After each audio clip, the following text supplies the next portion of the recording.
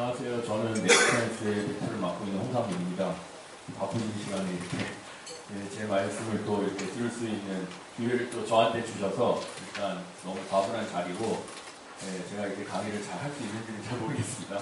오늘 이렇게 딱딱한 분위기 말고 그냥 재밌게 또 제 경험과 또 제가 있는 모든 내용은 인터넷에 다 나와 있는 내용입니다. 다만 이제 바쁘시기 때문에 다 보실 수가 없어서 제가 잘 정리해가지고 전달해 드리는 거지 제가 뭔가 새로운 얘기를 지원해서 할 수도 없고 또 새로운 얘기를 뭔가 더 찾아서 제가 드리기는 어렵습니다. 그래서 다 있는 얘기지만 뭔가 여러분들한테 한 줄기 어떤 스토리가 될 수 있도록 제가 나름대로 좀 정리를 했고요.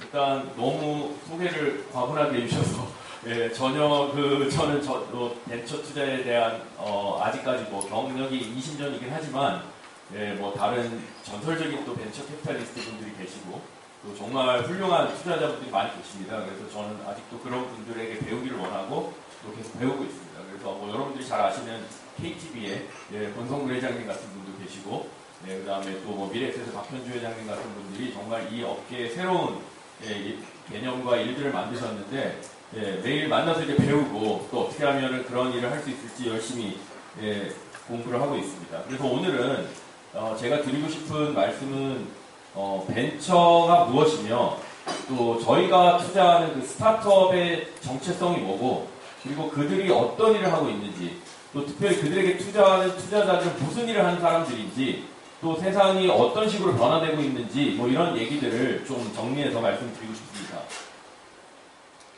저는 아까 소개해 주신 대로 저는 2004년까지는 벤처캐피탈에서 투자 업무를 했고요.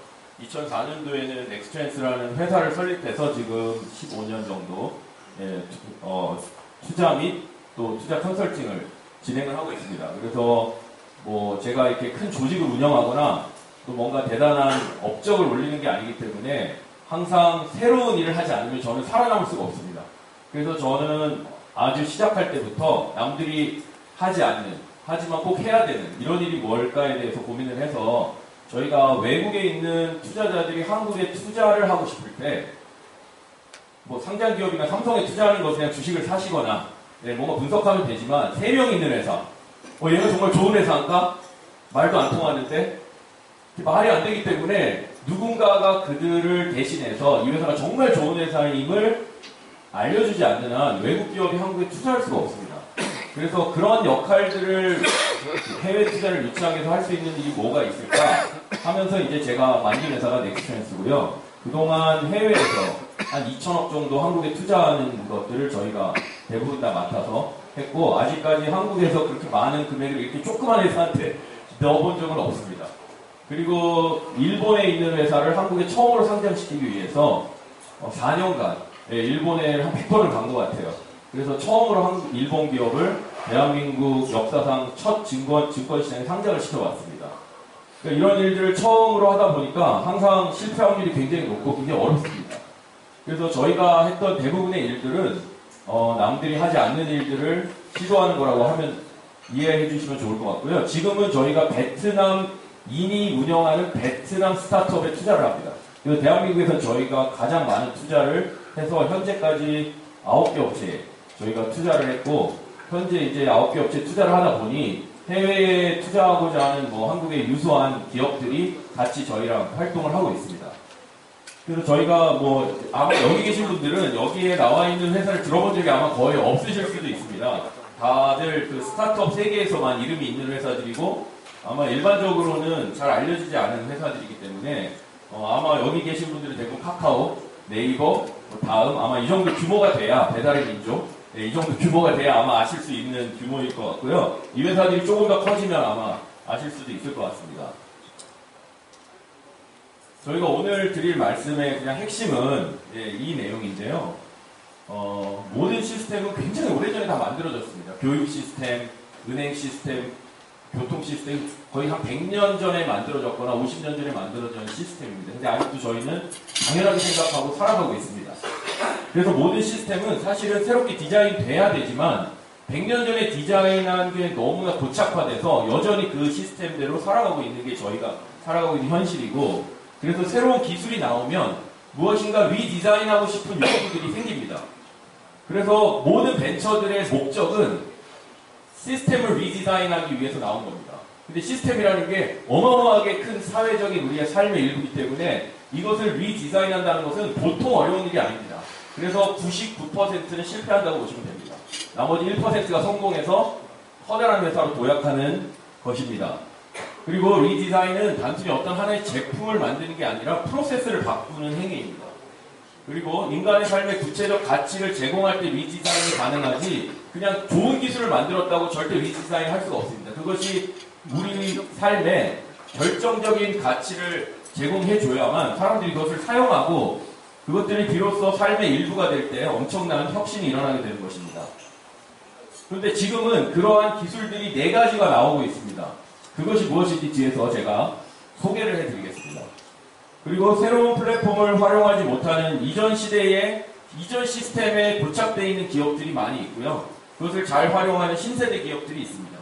그 예에 대해서도 간단히 말씀드리고 저희가 벤처 캐피탈의 가장 큰 특권은요. 첫 번째는 창업하시는 대표분을 만날 수 있다는 데 특권이 있어요. 여러분들 같이 사업을 운영하시는 대표님을 만날 수 있다는 게 최고의 특권입니다. 왜냐하면 이 사업을 가장 많이 고민하시고 무엇을 할지에 대한 계획을 세우시는 분이기 때문에 그분들로부터 아이디어를 들을 수 있는 것이 첫 번째 특권이고요.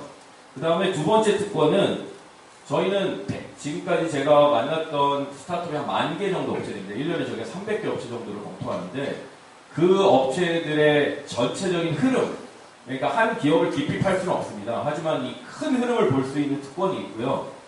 그 다음에는 성공과 실패하는 회사들을 매일매일 보고 있기 때문에 오늘도 문 닫았습니다. 죄송합니다. 네, 무슨 이유 때문에 드디어 이제 폐업해야 됩니다.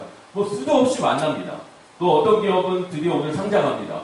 네, 상장이 꼭 성공은 아니지만 그래도 어느 정도 궤도에 올랐습니다. 이런 기업들을 매일매일 보면서 왜 그럴까? 무슨 이유 때문에 저렇게 성공했을까? 또 우리가 예상하지 못한 기업이 성공하거나 너무나 잘 될 것 같은 기업이 실패하는 경우도 많이 봤습니다. 그럼 도대체 왜 그럴까? 이런 것들을 볼 수 있는 특권들이 저희에게 있는 것 같습니다. 그래서 그런 부분들을 같이 이 시간에 말씀을 나눴으면 좋겠습니다. 그래서 오늘 제목은 아까 여기 앞에서 말씀드린 대로 Redesign the World입니다. 그러니까 세상을 리디자인한다는 게 뭘까? 이거에 대해서 한번 오늘 같이 말씀을 나누겠습니다. 혹시 대한민국의 최초의 은행이 어딘지 이 장표를 보기 전에 혹시 알고 계셨나요? 다 대부분 알고 계셨죠?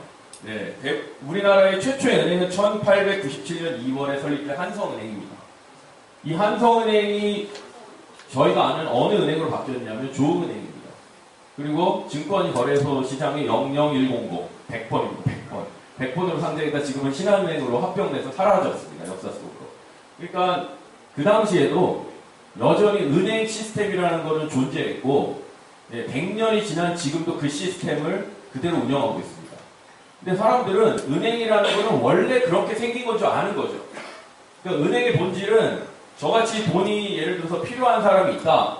그러면 여러분같이 돈이 많으신 분들이 돈을 빌려주고 싶은데 도대체 그런 사람들을 어떻게 매칭해야 될지 아무도 몰랐기 때문에 어느 특정한 공간을 만들어서 거기에서 만나서 부족한 사람은 돈을 빌리고 돈이 많은 사람은 돈을 빌려주는 그런 행위를 매칭해주는 공간이었는데 그것이 지역적으로 너무 많이 떨어져 있으면 이것이 매칭이 안 되기 때문에 아주 촘촘하게 만들어낸 거죠. 제주도 끝까지.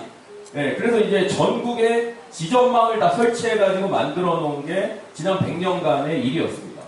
그런데 지금 여기서 보시다시피 혹시 은행에 자주 가시나요?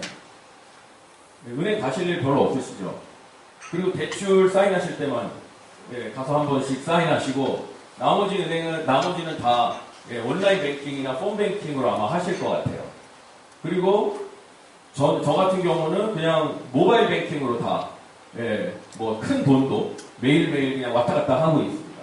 그러니까 그만큼 모든 시스템이 다 서버로 다 옮겨졌기 때문에 더 이상 오프라인 지점은 의미가 없습니다. 그래서 100년 전에 만든 그 시스템은 없어져야 됩니다.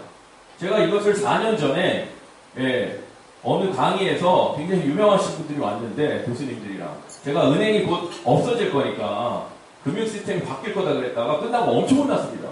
아니 세상에 은행이 없어진다는 게 말이 되냐? 너 장난하냐? 막 이런 얘기를 듣고 막 그 금융 쪽에 계셨던 분들이 막 욕을 했어요. 그래서 제가 여쭤봤어요.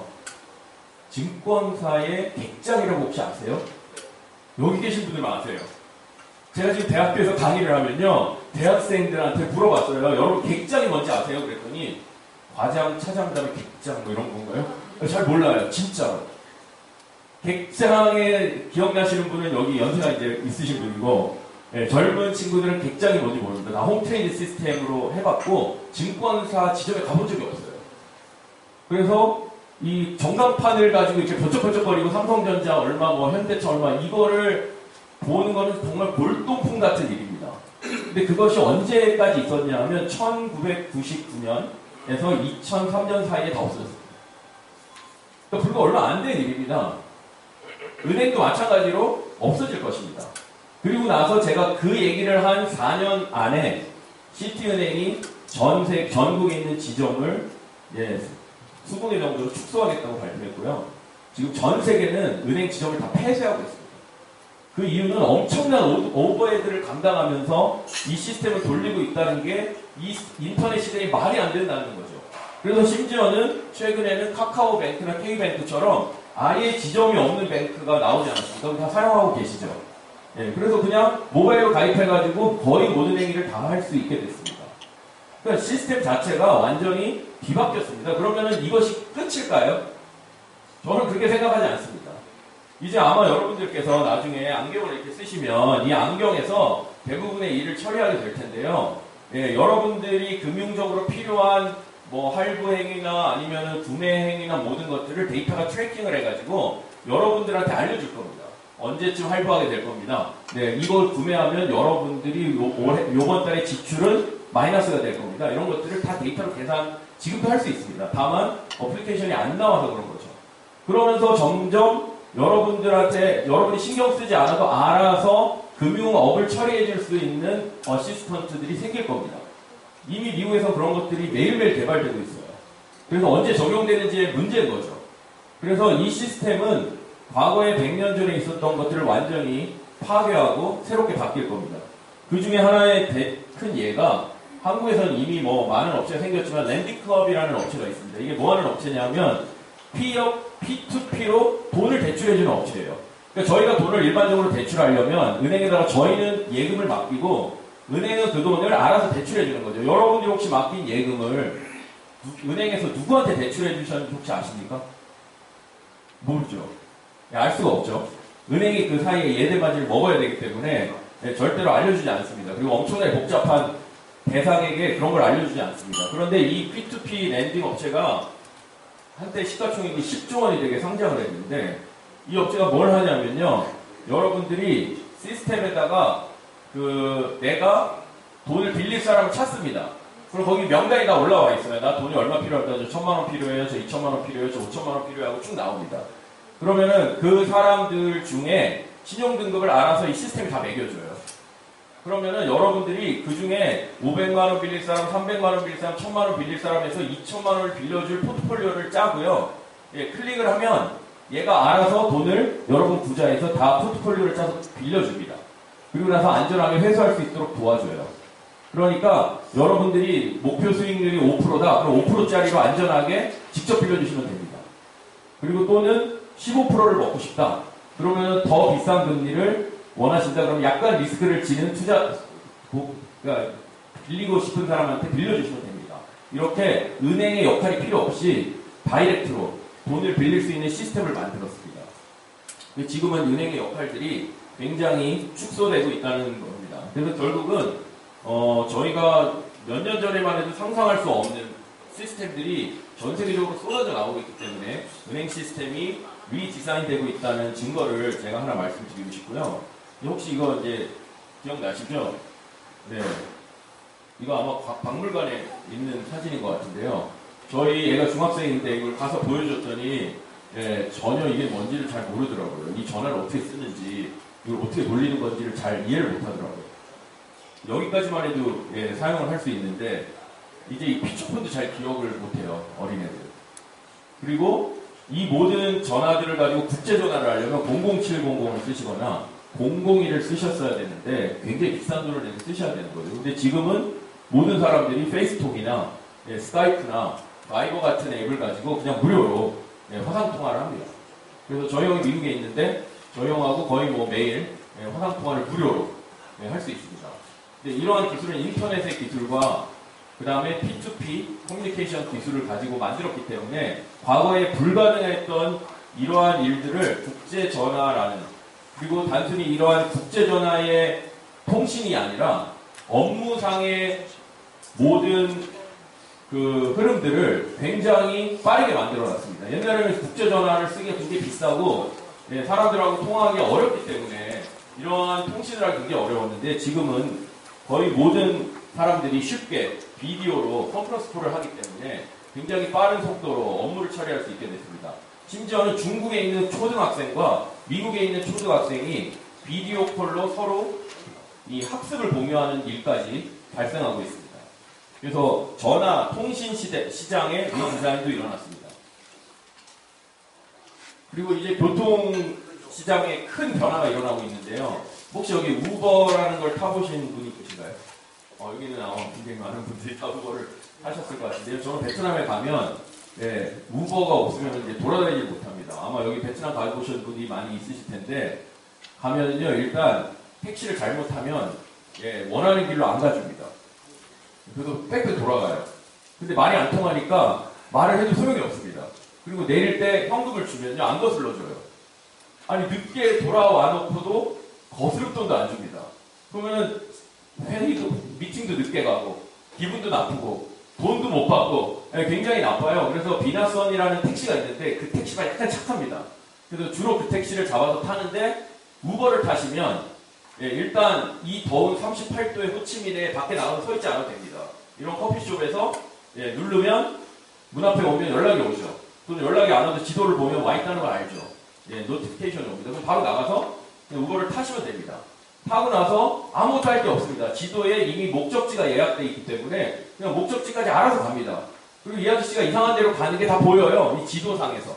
그래서 내리시면 현금을 내실 필요가 없어요. 그냥 카드로, 등록이 되어 있는 카드로 결제가 되고 저는 그냥 내리만 하면 됩니다. 근데 이거 너무 편한 거죠. 심지어는 제가 이런 일이 있었는데요. 베트남은 이 스콜성 비가 엄청나게 내리지 않습니까? 저희 팀장이 공항으로 한국으로 돌아가는 길에 너무 배가 아프다 그래가지고 화장실을 가야겠대요. 근데 저희가 모시고 간 손님들을 어떻게 가면은 비행기 놓치면 큰일 나기 때문에 다 공항으로 보내고 제가 데리고 내렸거든요. 그래서 화장실을 갔다가 나왔는데 너무 비가 와서 택시가 없더라고요. 근데 이제 공항에 늦으면 이제 비행기 놓치게 생긴 거죠. 그래서 안 되겠다 해가지고 다시 우버를 켰어요. 우버를 눌렀더니 주변에 우버가 없는 겁니다. 그럼 이제 택시도 없고 우버도 없으니까 저 이제 집을 못 가나 보다 생각하고 있었더니 우버에서 갑자기 뜹니다. 7.5배를 수용하시겠습니까? 그러면 굉장히 멀리 있는 우버가 오는 거죠. 7.5배나 주면. 이걸 다이내믹 프라이싱이라고 하는데 우버에서 이런 걸 만들어냅니다. 수요 탄력적인 가격을 설정해가지고 알려줍니다. 수용했죠? 근데 다행히 일본이었으면 큰일 날 뻔했죠. 일본이었으면 아마 비행기값 나왔을 텐데 여기는 공항까지 3,000원밖에 안 나와가지고 다행히 한 2만 원 내고 갔습니다. 이런 일들이 가능하게 만들어주는 시스템을 지금 우버가 만들고 있습니다. 그래서 이 결국 과거에 우리가 나가서 택시를 잡고 택시가 없으면 못하는 이런 너무나 당연하다고 생각했던 일들이 우버로 인해가지고 그것이 당연한 게 아니라 새로운 이러한 편의를 만들어주는 게 당연하다는 시대로 다 바뀌어갑니다. 그래서 제가 샌프란시스코에 가면 항상 저는 렌트를 하는데요. 지난번에 처음으로 렌트를 안 했어요. 그리고 렌트카 회사에 갔더니 사람이 한 명도 없어요. 그 렌트카에 맨날 줄 서가지고 빌렸거든요. 1시간씩 기다려가지고 렌트카를 빌렸는데 사람이 한 명도 없어요. 너 어디 갔지? 하고 저는 이제 이날 렌트카를 보고 아무도 없으니까 저도 이상해서 내려와가지고 우버를 타야겠다 탔더니 우버가 안 가는 곳이 한 군데도 없어요. 왜냐면 우버는 일반 승용차를 가지고 하는 거기 때문에 차가 있는 사람은 다 어느 지역이든 상관없기 때문에 제가 부르면 모든 지역에서 우버가 옵니다. 그래서 아마 렌트카 회사가 망할 것 같아요 지금. 그리고 택시도 거의 망하게 생겼습니다. 그래서 거의 미국은 우버가 없이 이동하는 것은 거의 불가능한 상태로. 그래서 한번 가서 이용해 보시면 좋을 것 같고요. 제가 몇 가지 영상을 보여드리겠습니다. 혹시 이 영상은 어떻게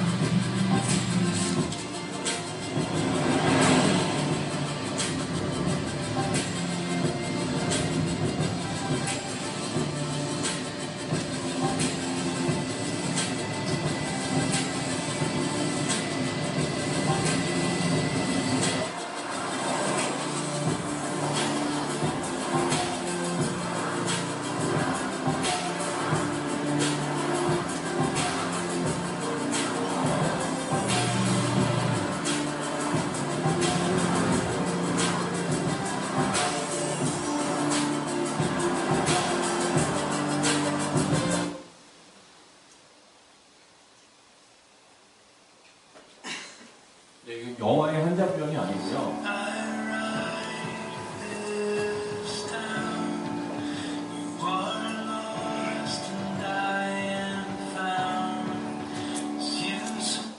죄송합니다.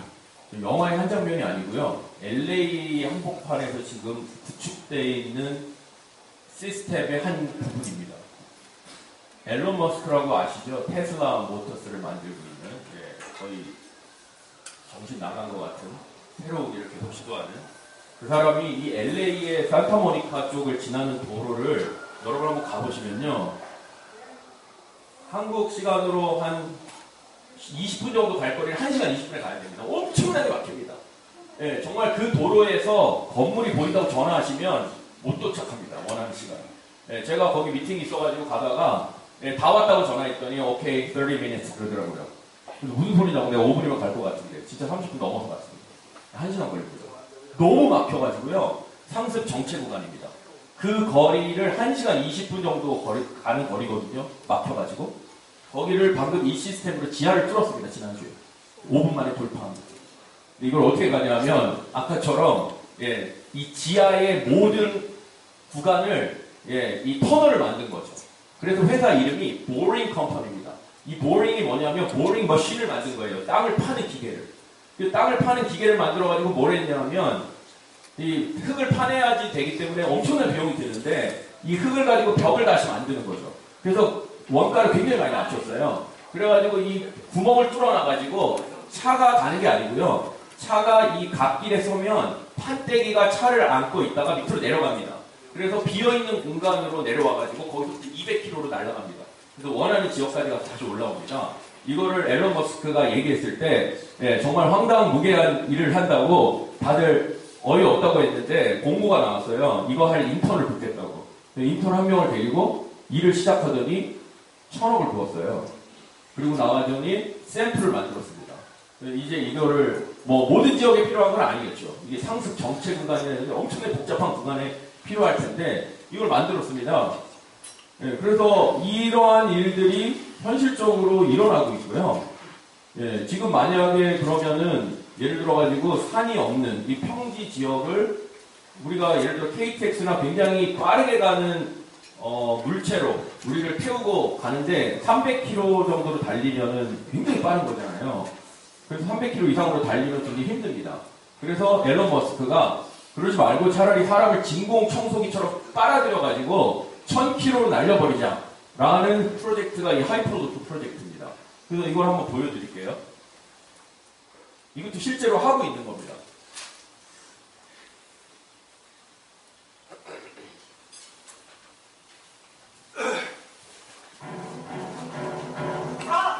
부드러운 반전, 맥시 부드러운 거고요.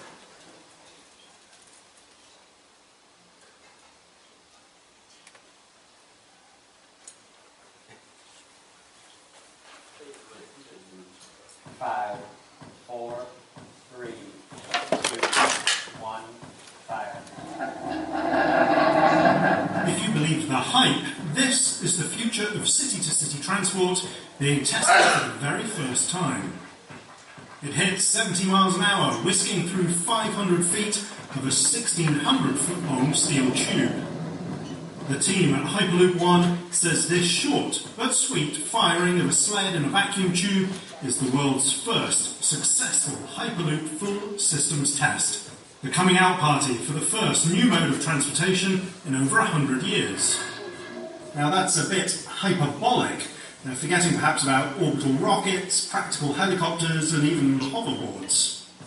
But this test in the Nevada desert is a major milestone, maybe giving Hyperloop One the lead in the race to deliver this high-speed tubular transport.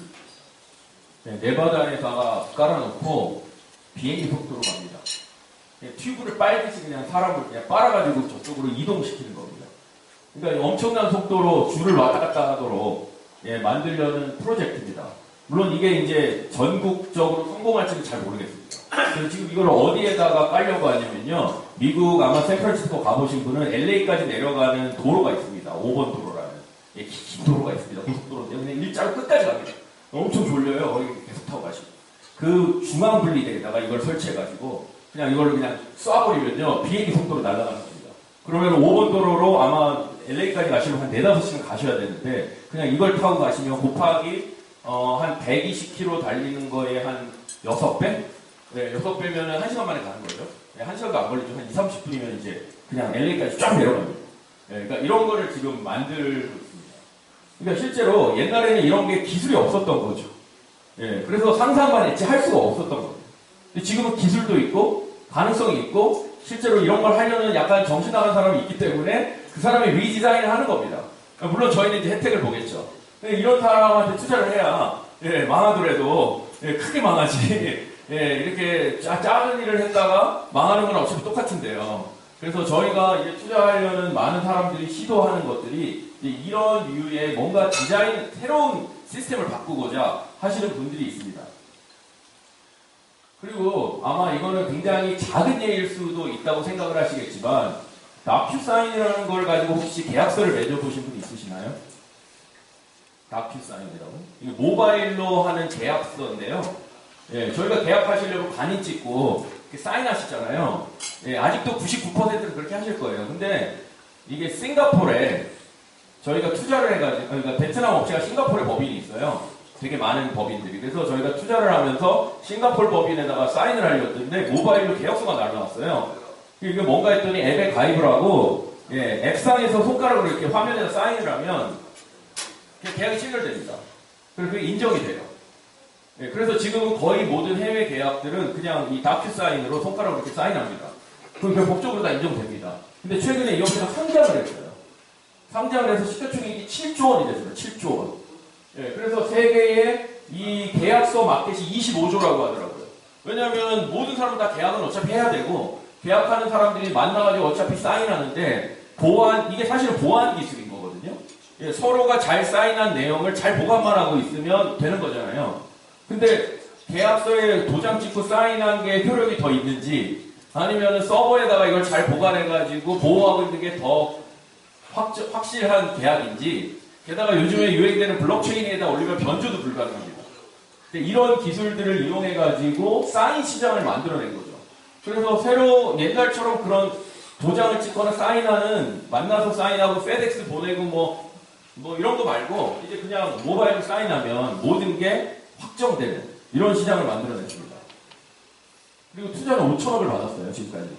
예, 뭐 이런 회사가 5천억씩 받냐 하지만 전 세계를 해야 되기 때문에 돈이 많이 필요했던 것 같습니다. 그래서 이 사람이 누구냐면요. 아마 페이팔이라고 전 세계에서 가장 큰 결제 업체가 있는데 이 페이팔의 창업자고요. 페이스북의 첫 투자자입니다. 예, 페이스북을 알아보고 처음 투자한 그리고 미국에서 가장 유명한 파운더스 펀드라는 펀드의 창업자입니다. 피터 티엘이라는 양반인데요. 책을 우리나라에도 번역본이 나왔습니다. Zero to One인데 예, 창업이라는 거는 없는 거를, zero인 거를 하나를 만들어내는 거다. 예, 1 to 2가 아니고 예, 뭐 10 to 11도 아니고 Zero to One이라고 했습니다. 그래서 이 사람이 스탠포드에서 강의를 하는데 학생들한테 얘기해요. 내가 이 얘기를 그대로 이해하고 하려는 애한테는 내가 바로 25만 불을 투자해 줄게. 3억을. 예, 그냥 이유 없이 투자해 줄 테니까 학교를 때려치고 나가면 바로 투자해 줄게 그래요. 예, 근데 스탠포드 교수들은 되게 환호합니다. 예, 학생이 때려치고 나가서 구글처럼 되면 학교가 영웅이 되기 때문에 예, 별로 학교에 남아있기를 그렇게 뭐 또 바라지도 않아요. 근데 그 내용이 뭐냐면요. What important truth? 굉장히 중요한 진실이에요. 알고 보면 진실이에요. 예, 정말 중요한 진실입니다. 근데 듣기 전까지는 또는 처음 들었을 때는 사람들이 거의 동의하지 않는. 예, 그러니까 이런 거죠. 내가 지상에서 LA를 1시간 20분에 가는 이 막히는 도로를 5분 만에 가게 해줄게. 이 얘기를 하면 다 황당해 합니다. 말도 안 돼. 예, 그런 거짓말, 말도 안 돼. 근데 보여드렸잖아요. 근데 어떻게 가능할까? 예, 이런 거를 할 수 있는 사람이 있으면은 자기가 그냥 투자를 해주겠다고 합니다. 뭐 만약에 이런 일이 있으면 어떻게 해야 됩니까? 지금은 100세까지 사시잖아요. 근데 어딘가 다 아프시잖아요. 그죠? 근데 약 먹는 것도 한계가 있죠. 약을 계속 먹고 버티는 것도 힘듭니다. 그래서 아픈 부위를 그냥 예, 걷어내시고요. 인공장기를 만들어서 이렇게 갖다 넣으시면 건강해집니다. 자신의 조직으로, 자신의 세포로. 네, 이게 불가능하다고 생각하시면 예, 모든 사람이 동의하지 않기 때문에 이런 일이 있지 않을 거라고 하지만 지금 미국의 웨이크 포레스트라는 대학은 하버드 대학 교수 100명을 한꺼번에 데리고 와가지고요. 하버드 대학이 망하는 줄 알았어요. 그 웨이크 포레스트라는 작은 노스캐롤라이나에 있는 대학이 이걸 만들고 있습니다. 그리고 방광을 만들어가지고 성공했어요. 그래가지고 사람한테 바꿔놓습니다. 지금까지 7년째 잘 살고 있어요. 이제 신장을 만들었어요. 근데 이제 신장 이식을 해야 되는데 신장 이식을 잘못하면요. 남의 걸 갖다 끼시면 거부 반응이 일어납니다. 그리고 평생 면역 억제제를 드셔야 돼요. 근데 그럴 필요 없이 자기 걸로 세포를 만들면 그냥 갈아 끼시면 멀쩡하게 됩니다. 라는 걸 이제 증명해 보여주겠다는 거죠. 근데 그런 일이 벌어지시면 이제 아파도 걱정 안 하셔도 됩니다. 여러분의 세포만 있으면 예, 갈아 끼셔서 건강한 걸 되찾을 수 있어요. 예, 그래서 이것이 실제인지를 제가 한번 보여드리겠습니다.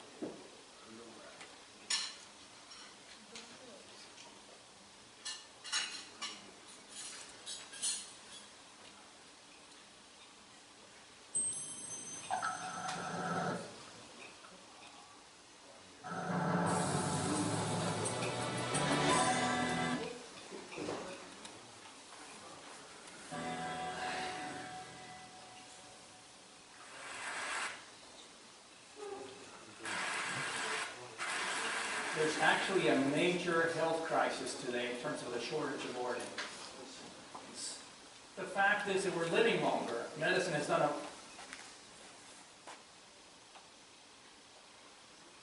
actually a desktop.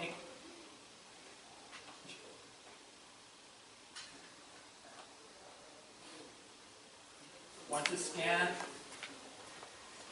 waiting for a kidney. Patients are dying every day because we don't have enough of those organs to go around. So this is more challenging. Large organ, vascular, a lot of blood vessel supply, a lot of cells present.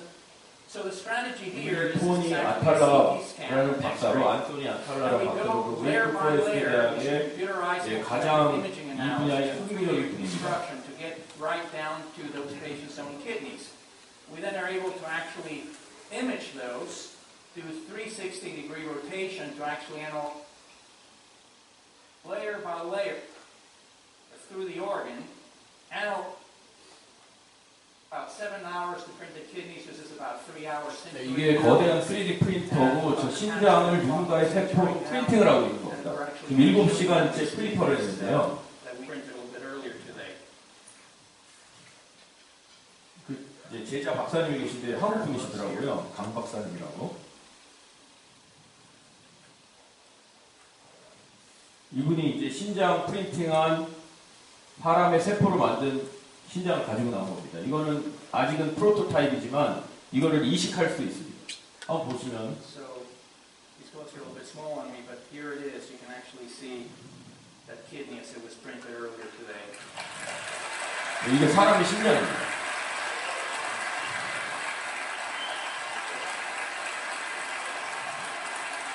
이 신장을 목구에서 1년에 미국에서 25,000명 정도가 죽고 있습니다. Has a little bit of consistency to it. This is Dr. Kemp, who's been working with us in this project, and we one part of our team. Thank you, Dr. 그래서 Kemp. 아마 한 5년 정도 안에 실제로 이러한 일들이 상용화가 될 것 같습니다. 그래서 저희가 투자한 회사가 하나 있는데요.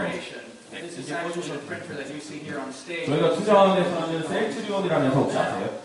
네, 대한민국에서 가장 큰 셀트리온이라는 회사인데 제가 14년 전에 어드바이저를 했는데 결국 도와주지 못하고 회사가 커버렸습니다. 그래서 35조 정도가 됐는데 거기에 셀트리온의 코파운더고 그 셀트리온 헬스케어 대표였던 분이 나와서 이거랑 동일한 사업을 하십니다. 그래서 지금 사람의 이 무릎 관절염에 걸리시면 방법이 없습니다. 일본 가서 줄기세포를 만지시는 수밖에 없는데요. 그 연고를 자기 세포로 프린팅을 해가지고 여기 있는 상한 연고를 잘라낸 다음에 집어넣으시면 완벽하게 됩니다. 그래서 저희가 동물 실험까지 끝났는데 잘 자라더라고요. 그래서 이제는 관절염에 걸리신 분들이 700조 시장인데 저희가 그거를 갈아만 껴주면 근데 본인 걸로 갈아 끼기 때문에 부작용은 없습니다. 그래서 일단 관절염. 그 다음에 최근에는 어떤 일을 계획했냐면 독일의 가장 큰 연구소가 프라운하퍼라는 연구소가 있습니다. 이 연구소가 요즘에 아마 핸드폰 많이 보실 수도 있고 아니면 연세가 많이 들면 황반변성이라는 장님이 되는 시각장애인이 되는 병이 있습니다. 어마어마하게 많은 사람들이 걸리고 지금 점점 늘어나고 있습니다. 그래서 아마 노인성 질환 중에 가장 무서운 게 이 황반변성인데 이 황반변성이 되면 시각을 잃어버립니다. 그럼 이제 장님이 되는 겁니다. 그래서 굉장히 무서운 일인데 이걸 복구할 방법은 없습니다. 그래서 망막을 재생하는 수밖에 없어요. 망막을 재생하면 이 망막에 있는 이 조직이 뇌의 신경에다가 신호를 재생해가지고 눈이 보게 만들어줘야 되는데 불가능하다고 생각을 했습니다. 불가능하다고 생각을 했는데 지금 저희가 투자한 그 회사와 독일이 둘이 합작으로 프린팅을 해서 망막 세포를 만들어서 조직을 만들어서 여기를 이식을 하면 재생이 될 거라는 프로젝트를 하고 있습니다. 그런데 지난 달에 영국 한 대학에서 손으로 망막 재생 세포를 만들었어요. 조직을. 그래가지고 사람한테 집어넣었더니 한 글자도 볼 수가 없었던 시각장애인이 1분에 60글자 이상을 볼 수 있는 걸로 2명이 눈을 떴습니다. 그래가지고 네이처지에 나왔어요. 그래서 이게 가능하다는 것을 확인했습니다. 그래서 실제로 망막을 재생할 수 있는 조직을 정교하게 만들 수 있는 기기만 있으면 이식해가지고 눈을 뜰 수 있다는 것은 증명이 됐어요. 그래서 저희가 그걸 3D 프린터라는 프린터로 정교하게 찍어내는 겁니다. 그래서 자신의 세포를 가지고 자신의 망막을 찍어낸 다음에 여기다 이식을 하시면 눈이 떠집니다. 그래서 눈이 떠지는 것까지는 확인을 했는데 그게 정말 우리 기술로 되는지는 이제 검증을 해봐야 되죠. 근데 이런 일들이 누군가의 도전으로 그리고 누군가가 새롭게 헬스케어라는 걸 다시 정의하는 거죠. 왜냐하면 1조 원, 2조 원, 10조 원씩 들어가지고 FDA 승인을 받고 정말 신약을 개발해서 이런 걸 해야지 되지 않겠냐라고 하는 생각을 가지고 지금까지는 제약회사가 돈을 벌어왔습니다. 그런데 문제는 뭐냐면 그렇게 필요한 약들은 질환을 겪는 사람의 숫자가 엄청나게 많아야 돈이 됩니다. 아니 예를 들어가지고 전 세계에 한 50명밖에 없는 질환은 그냥 죽어야 되는 거죠. 뭐 누가 케어해 주지 않으니까요. 그런 퍼스널라이즈를 해줘야 될 영역이 있음에도 불구하고 거기는 다 외면되어 있는 영역입니다. 그리고 나머지 이 돈 되는 영역만 하고 있는 거죠, 제약회사들은. 그래서 이제 이 나머지 영역을 케어할 수 있는 시스템을 누군가는 만들어야 되는데 그걸 누가 만들까? 거기에 도전하는 사람들이 있다는 거죠. 그래서 그런 일들을 하는 부분이 지금 여기 이제 로킷이라는 회사고, 예, 인비보라는 이러한 3D 프린터를 만들어서 인공장비를 찍어내고 있습니다. 그래서 지금 하버드 대학교에, 예, 협력, 여기 하버드 대학인데요. 저희 MIT 나온 그 CTO시고, 예, 여기는 의사들입니다, 하버드에. 예, 의대 협력병원에 저희가 공급을 해서 이들이 이제 연구를 하고요. 이들은 지금 만들고 있는 게 귀가 문제가 생겨가지고 귀가 거의 없어진 사람들을 위해서 인공귀를 만듭니다. 예, 그래서 인공귀를 만드는 프로젝트를 하고 있고, 그래서 이 헬스케어 시장을 이런 기술이 없었을 때는 이런 상상만 했지 도전할 수가 없는 거죠. 근데 새로운 기술이 등장한 이후에 새롭게 리디자인 되고 있습니다. 그래서 이 저희가 보는 스타트업의 하는 핵심적 역할은 아까 초두에 말씀드렸듯이 새로운 기술이 나오면 이 기술을 가지고 사람들의 삶을 어떻게 더 가치 있게 만들 수 있는 영역에 도전할까. 예, 이렇게 뭔가 새로운 시도를 통해 가지고 리디자인 하려고 하는 겁니다. 그러다 보니 실패 확률이 너무 높은 거죠. 그래서 사실은 벤처 캐피탈들은 투자를 하면, 예, 정말 10개 투자하면은 1개 정도 성공하면 굉장히 많이 성공한 겁니다. 나머지는 원금을 건지거나 뭐 2~3배 정도 되면 다행이고요. 하지만 그 하나의 성공을 위해서 자원을 저희가 공급을 해준다고 생각하면 될 것 같습니다. 그래서 이 미국에서 전 세계에서 가장 유명한 벤처 캐피탈입니다. 세코이아라는 전설적인 캐피탈입니다. 1970년대 만든 벤처 캐피탈인데요. 얘네가 처음은 아니고 투자했던 회사가 애플입니다.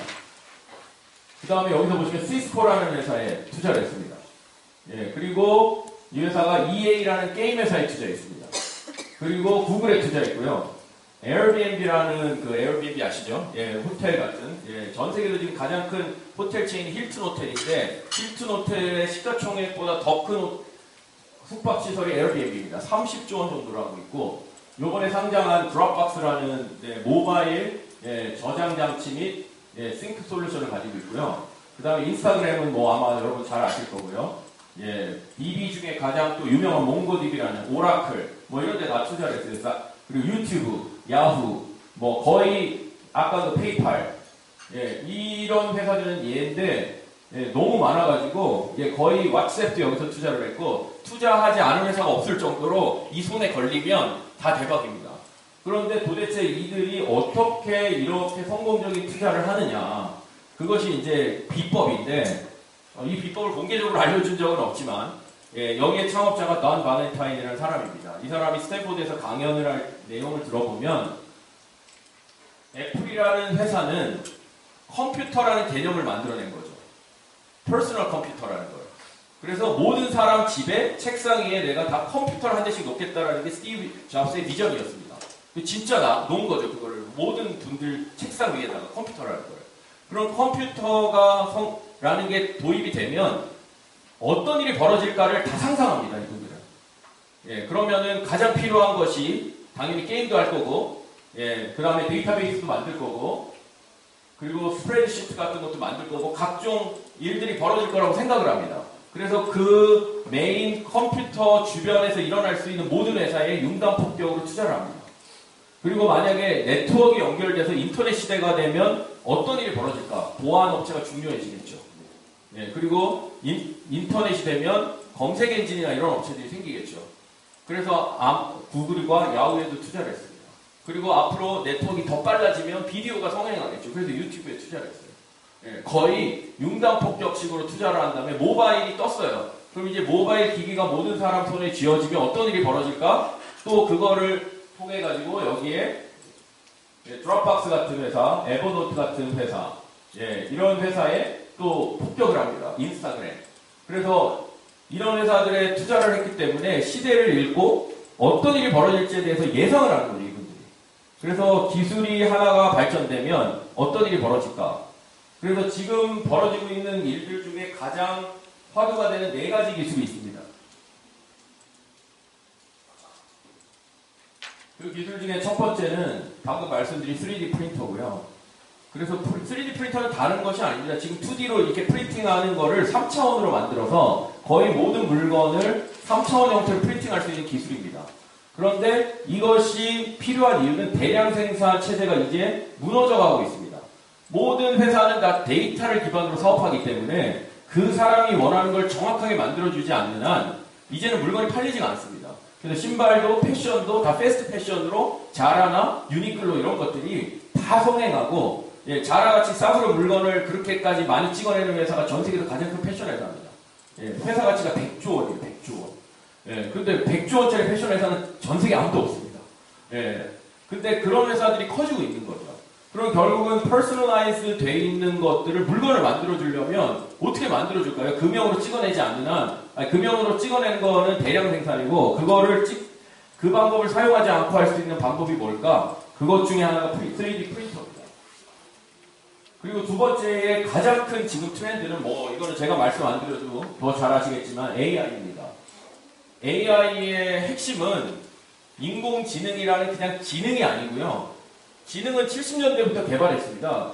그런데 왜 인공지능이 지금까지 빛을 못 봤냐면 딥러닝이라는 새로운 형태의 러닝 기술을 개발하지 못한 것도 있지만 컴퓨터가 사람처럼 인식을 못하는 거예요. 사람이 인식하는 것 중에 가장 중요한 건 두 가지입니다. 눈으로 보는 것과 듣는 거예요. 예, 만약에 저희가 눈으로 못 본다고 하면 거의 대부분의 정보는 사라질 겁니다. 아니면 제가 못 듣는다고 생각을 해보세요. 그럼 정보를 받을 수가 없어요. 그런데 인공지능이 발달하게 된 가장 큰 계기는 첫 번째 비전 기술이 발달해서 카메라 기술이에요. 예, 모든 데이터를 영상으로 다 실시간으로 캡처링을 할 수 있다는 거죠. 그러면 모든 영상은 풀컬러로 되어 있기 때문에 각각의 픽셀을 다 수치화시킬 수 있습니다. 그 수치화된 걸 가지고 데이터를 돌려서 그것이 무엇인지를 알아내는 게 굉장히 가능하게 됐다는 거죠. 그래서 유튜브에 있는 엄청나게 많은 데이터를 가지고 구글이 첫 번째 한 일은 고양이를 발견한 겁니다. 개와 고양이를 구별한 거예요. 그게 뭐 대단하냐. 어린애도 아는데. 그쵸. 애기도 보면 알잖아요. 고양이, 강아지. 근데 구글이 그걸 가지고 왜 이렇게 흥분했냐면 로봇은 가장 잘하는 일은 빨리 처리하는 거지 인식 기술이 아닙니다. 로봇은 인식을 할 수가 없어요. 기본적으로. 그런데 로봇이 물건을 보고 알아보기 시작한 거예요. 이건 정말 어마어마한 일입니다. 물건을 딱 보고 사장님, 물건이 아니라 어느 분을 보고 사장님 누구시네요? 정말 황당한 일이죠. 로봇이 어떻게 알죠? 이보다 더 무서운 일은 없습니다. 예, 정말 충격적인 일입니다. 사람을 알아봐요, 로봇이. 두 번째는요, 언어를 알아듣습니다. 그걸 Natural Language라고 하는데 자연어예요. 제가 하는 말처럼 이렇게 말을 하는 거를 알아들어요. 그건 지금 스피커로 다 나와 있는 거죠. 예, 그래가지고 오늘 날씨 어때? 그러면 대답해 줍니다. 그게 어느 정도인지를 제가 한 가지 예를 들어서 보여드릴 텐데요. 어제 나온 뉴스인데요. 구글이 인공지능이거든요. 전화를 합니다. 전화를 한 다음에 예, 인공지능이 예약을 해요. 사람 목소리로. 근데 상대방이 몰라요. 진짜 사람인 줄 알아요. 예, 그래서 미용실 예약을 완벽하게 합니다. 두 번째는 레스토랑 예약을 해요.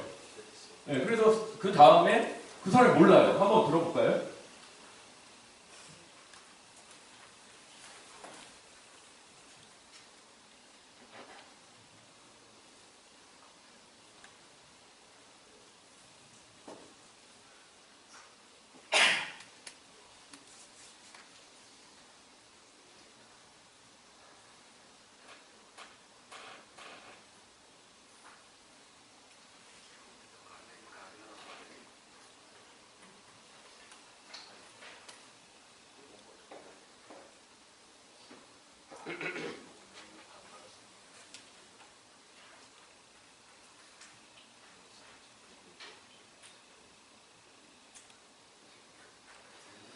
이게 너무 느려가지고 지금 잘 안 나오는 것 같은데요.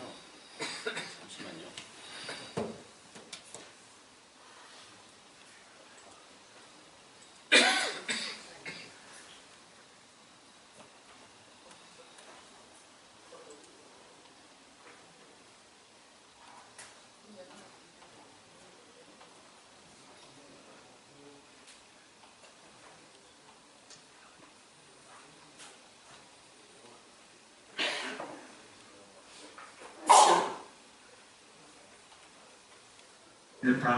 Go back to this example. Let's say you want to ask Google to make you a haircut appointment on Tuesday between 10 and noon. What happens is the Google Assistant makes the call seamlessly in the background for you. So So what you're going to hear is the Google Assistant uses to businesses appointment. 네, 보세요. 이쪽에 Can I help 있는 you? Hi, I'm calling to book a woman's haircut for a client. I'm looking for something on May 3rd.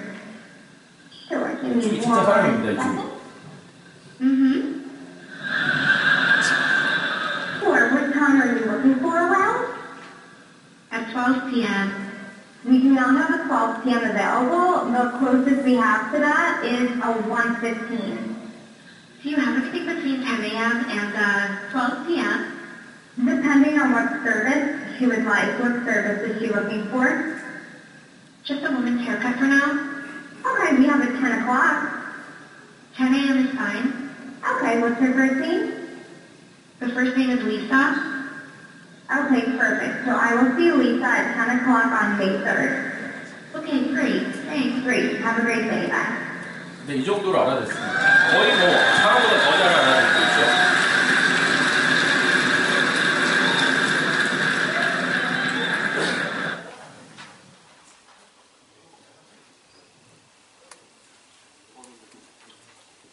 이거는 그냥 시작에 불과합니다. 예, 그냥 이 윤리적 논쟁이 어마어마합니다. 만약에 저 사람, 제가 인공지능인지 아닌지 안 알려주고 하면 정말 저게 사기 전화인지 아닌지 누가 알 게 뭡니까? 너무 정확해가지고 예, 대답을 다 해줍니다. 근데 이건 그냥 너무 작은 예에 불과하고요. 여기에다가 뭘 씌우면 어떤 일이 벌어지냐면 네, 이것도 한번 해보시겠어요?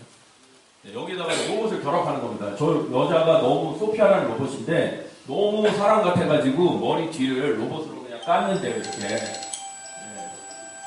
러시아에서 최초로 시민권을 획득한 네, 로봇입니다. I'm Steve Kovac. I'm a senior correspondent at Business Insider, and I'm here with Sophia from Hanson Robotics. She is the world's first robot citizen. So let's see what she has to say. Hi, Sophia. How are you? I'm fine. Hi. How do you feel about humans? I love my human compatriots. I want to embody all the best things about human beings, like taking care of the planet, being creative, and to learn how to be compassionate to all beings.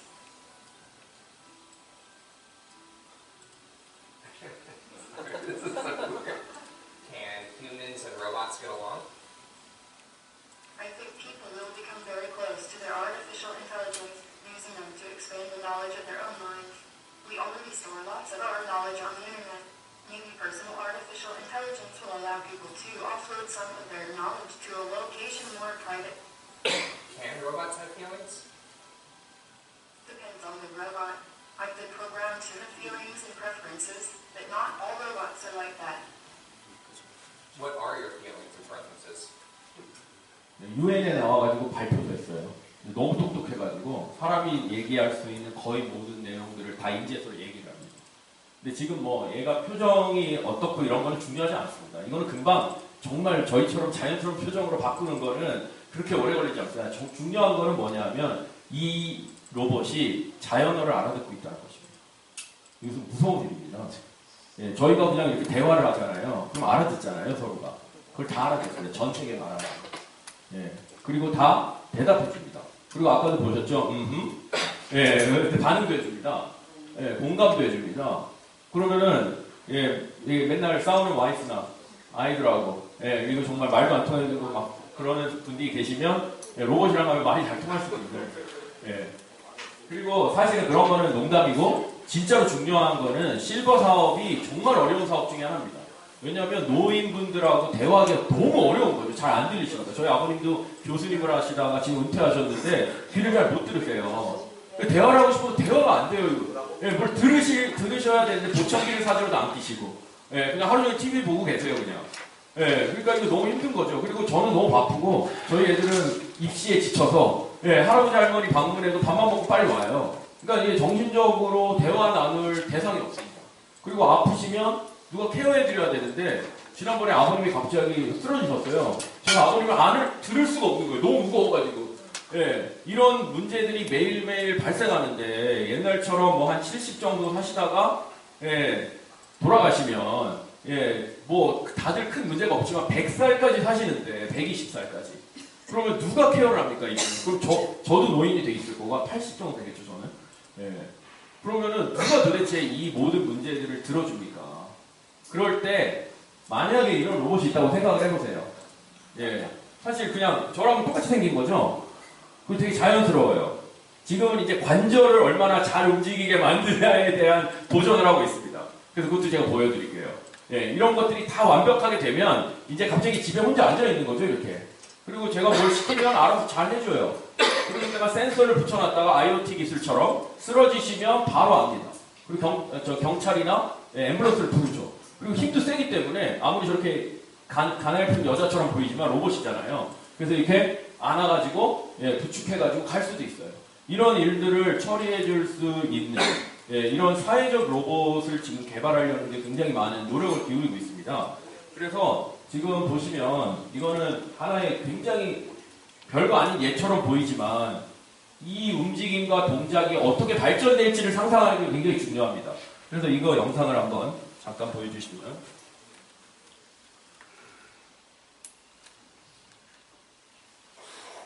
제가 오늘 뭐 감히 여기 계신 사업하시고 저보다 훨씬 경험이 많으신 분들한테 어떤 강의를 하러 온 게 아니라 새로운 시도를 하는 사례와 이런 것들을 한번 제가 나누고자 왔는데요. 한번 보세요.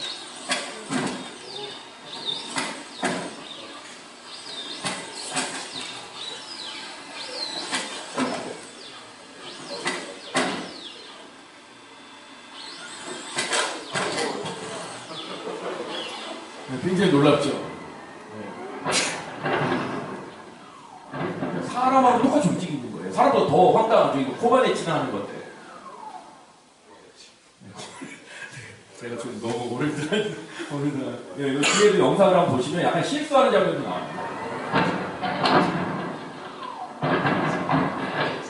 넘어지려고 그러면 중심을 잡아요.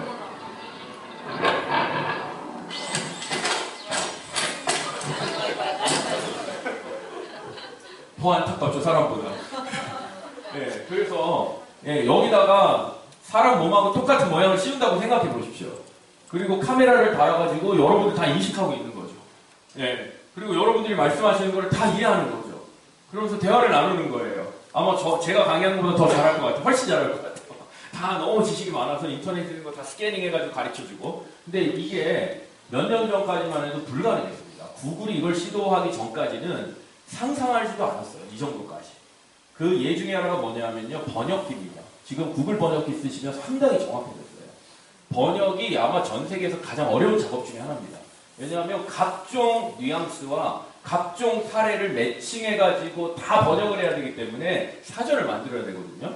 어마어마한 작업입니다. 그래서 구글에서는 실제로 그 번역기를 만들기 위해서 언어학자를 엄청나게 데리고 있었어요. 그리고 그 언어학자의 헤드가 있었는데 정말 이 1%의 번역 퀄러티를 올리는데 10년 가까이 걸린다고 그러더라고요. 그러고 있었는데 딥마인드라는 회사에서 진짜 번역의 번자도 모르는 애들이 딥러닝이라는 기술을 갖고 와서 구글에 찾아왔다 그러더라고요. 그래서 나한테 데이터를 좀 주시면 내가 이걸 가지고 한번 임프루브 시켜보겠다. 그랬더니 야 내가 10년 동안 해도 1%가 안 늘어가는 거를 네가 뭔 재주로 그걸 하냐 해서 경쟁사 같지도 않고 전혀 의미 없는 애들인 것 같아서 데이터를 다 줬다 그러더라고. 해보라고. 3개월 만에 30%에서 40%가 임프루브된 결과를 가져왔어요. 그래서 충격적인 거는 그 헤드가 더 놀라운 거죠. 그 팀을 해체했어요. 하지마. 이제 1%도 못 넣는데 그러는 거예요. 그래서 그걸 다 바꿨습니다. 그리고 1년 후에 언어를 번역하기 시작했는데 70%가 임프루브 됐어요. 그리고 지금은 거의 사람의 수준으로 번역을 합니다. 아마 몇 년이 지나서 데이터가 더 쌓이면 그냥 번역하면 사람이 대화하듯이 번역체가 나올 수도 있어요. 근데 그 기술이 딥러닝이라는 기술을 이용했는데 그 기술의 알고리즘도 중요하지만 어쨌든 이 기술의 접목점이 어디로 갈 거냐. 이것이 우리의 일상생활에 적용되는 순간 우리의 사업에 다 영향을 미치게 될 겁니다. 아마 이제 뭐 중국 분을 고용하지 않으셔도 그분들은 뭐 많은 요구를 하잖아요. 근데 로봇은 잠도 안 자고 밥도 안 먹고 4대 보험도 안 들고 굉장히 밤새도록 일을 해도 컴플레인 하지 않습니다. 예, 이런 일들이 별거 아닌 것 같지만 저희가 20년 전까지만 해도 인터넷이 이렇게까지 우리의 삶의 일부가 되리라고 상상했던 분은 없었을 거예요. 예, 그냥 인터넷은 애들이나 장난하고 뭐 야후에서 이상한 사진 보고 뭐 이런 거 아닐까? 그랬는데 지금 인터넷 없이 살 수 있는 사람 아무도 없지 않습니까? 마찬가지로 지금 인공지능이나 이런 로보틱스가 인터넷 95년도, 94년도 막 모토로라 이만한 폰 들고 아마 쓰시던 그 시대하고 비슷할 것 같아요. 근데 불과 20년이었거든요. 그 속도보다 더 빠르게 우리의 삶에 들어올 거는 거의 확실하게 보입니다. 예, 그래서 이 두 가지가 기술 중에 굉장히 지금 저희의 삶에 밀접하게 연관될 수 있는 기술이고요. 이 영상이 뭐냐면요. 구글이 이 딥마인드가 이게 가능하다는 것을 처음으로 보여줘서 이 영상은 아마 딥러닝, 이 인공지능을 개발하시는 분들이 보고 다 충격을 받은 영상입니다. 이게 어떤 영상인지 한번 보여드릴게요. 여러분 이 벽돌 깨기 게임 아시죠? 이렇게 좌우로 왔다 갔다 하면서 되게 단순한 게임인데 그러면서 벽돌을 깨는 거죠. 이게 전략 게임입니다. 어느 쪽을 공략해야 이게 많은 벽돌을 한 공이 왕창왕창 깨냐 이거를 하는 건데 예, 이 어떤 일을 했냐면 예, 1 하면 오른쪽 0 하면 멈추고 마이너스 1 하면 좌측으로 간다고 하고 목표는 점수를 많이 올리는 거. 딱 이것만 설정해주고 로봇 인공지능 보고 네가 알아서 학습해 해가지고 이 사람이 한 학습 데이터를 다 집어넣습니다. 그래서 어떤 일이 벌어졌는지 예, 한번 보시면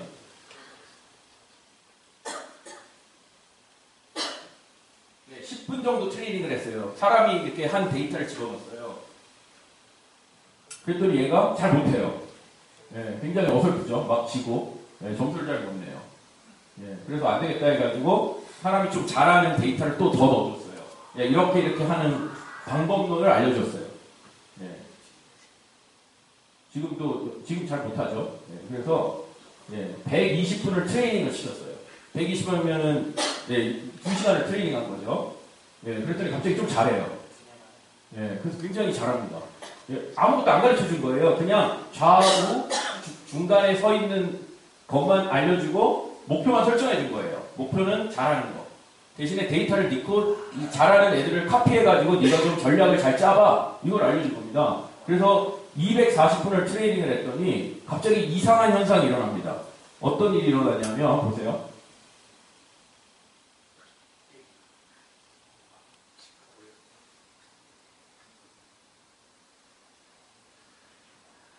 한쪽을 공략을 하더니 예, 갑자기 저 위로 올려가지고 예, 그냥 끝났습니다.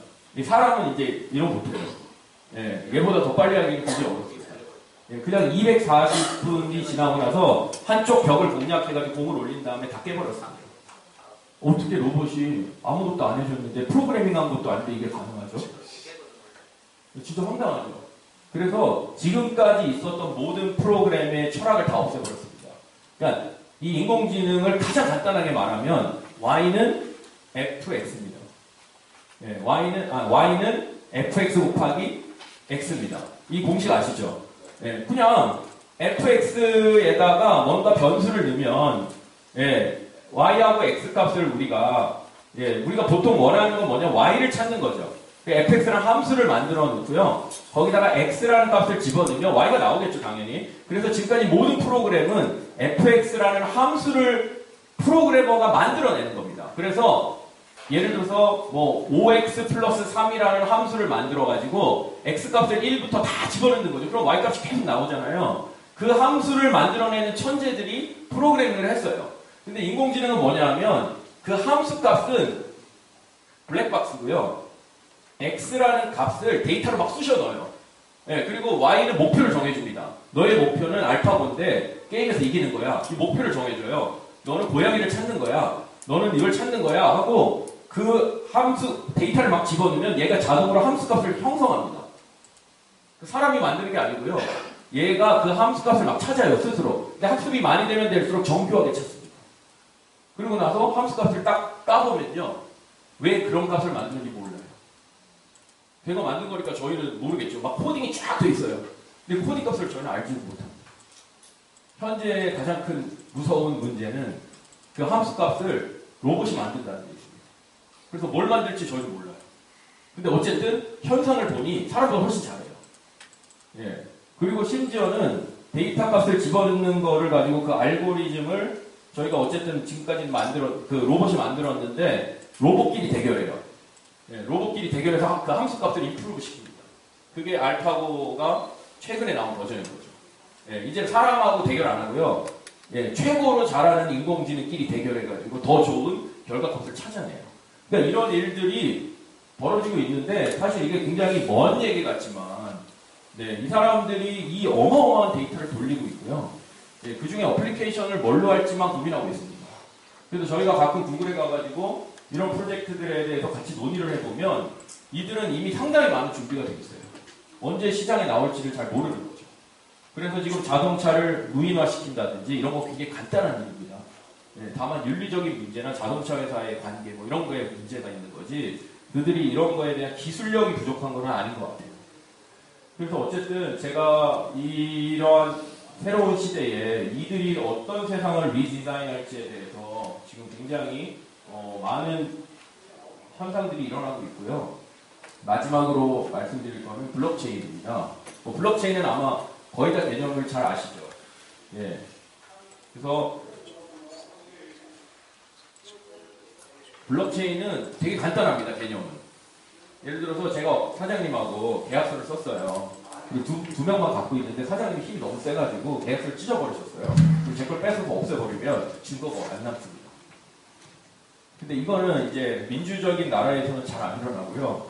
예, 굉장히 그 후진국에서는 재산권에 대한 문제가 있어요. 정부가 다 뺏어버리거나 뭐 이렇게 탈취해버리거나 증거가 안 남습니다. 그런데 만약에 한번 상상을 해보세요. 계약서를 둘이서 썼는데요. 이 모든 계약서를 똑같이 100만 명한테 다 나눠줬어요. 그럼 100만 명의 계약서를 한꺼번에 다 수거를 하셔가지고 없애셔야 됩니다. 근데 그건 어마어마한 비용이 아마 드실 거예요. 예. 그렇기 때문에 블록체인은 보안 기술이고요. 그 보안 기술의 핵심은 뭐냐면 분산화시키는 겁니다. 전 세계 사람의 컴퓨터에다가 블록을 다 저장시키는 겁니다. 그래서 그 저장되어 있는 블록을 전 국민이 가지고 있는 거죠. 그러면 이제 해킹이 불가능한 상황이 되는 거죠. 그래서 과연 이 보안 기술을 어떻게 사람들한테 데이터를 안전하게 보관하고 거래를 하는 데 있어가지고 문제가 없도록 만들지에 대한 고민을 지금까지 계속 많이 하고 있어요. 그래서 이러한 부분에 대해서 앞으로 아마 뭐 어마어마한 일이 벌어질 것 같은데 그 부분에 대해서는 시간이 없기 때문에 제가 여기서 이미 마치고요. 혹시 뭐 질문이 있으시거나 네, 좋은 강의 해주신 우리 선생님께 박수 한번 부탁드립니다.